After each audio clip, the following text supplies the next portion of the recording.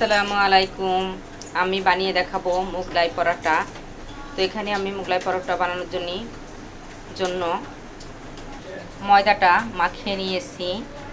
এখানে নিয়েছি পেঁয়াজ, কাঁচামরিচ, ধনেপাতা কুচি, লবণ দিয়ে মাখিয়ে ওর ডিমটা দিয়েছি। ডিমটা আমি এখন পেঁয়াজ মরিচের সাথে এভাবে ফেটিয়ে নিব। আটাটা মাখিয়ে ময়দাটা মাখিয়ে বড় একটা রুটি বানিয়ে নিয়েছি, একদম পিড়ে জুড়া। তো রুটিটা ময়দাটা মাখানোর সময় দিয়েছি লবণ, তেল আর 1 চামচ চিনি দিয়ে ময়দাটা মাখিয়ে নিয়েছিলাম নর্মাল পানি দিয়ে। এখন বড় একটা রুটি বানিয়েছি। এখন রুটির উপরে আমি ডিম দিয়ে দিব। ডিমটা দিয়ে ছড়িয়ে দিব চামচ দিয়ে। এখন ভাজ দিয়ে নিব পরোটার মতো এভাবে ভাজ দিয়ে এখন তেলের উপর ছেড়ে দিব।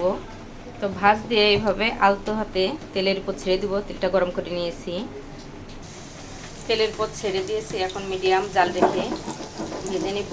এক পাশ হয়ে গেলে একটু উল্টে দিব।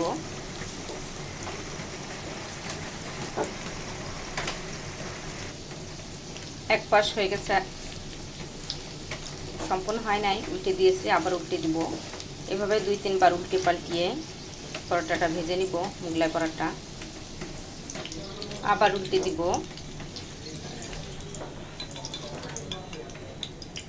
তো এইভাবে 2-3 বার উল্টে পাল্টিয়ে পরোটাটা ভেজে নিব। আর কত সুন্দর ফুলে উঠছে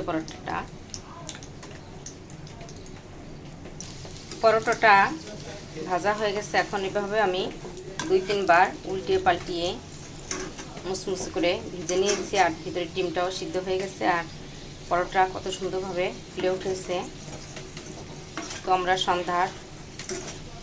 সন্ধ্যায় চায়ের সাথে নাস্তায় পরোটাটা বানিয়ে খেতে পারি। সহজে বানিয়ে নেওয়া যায়। তা হয়ে গেছে, এভাবে লাল করে মুচমুচে করে ভেজে নিয়েছি। এখন পরোটাটা তুলে নেব। আর কত সুন্দর হয়েছে।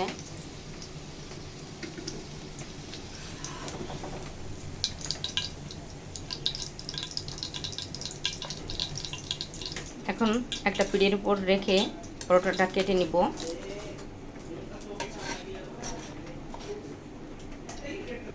প্রথমে এভাবে কেটে নেব পরোটাটা।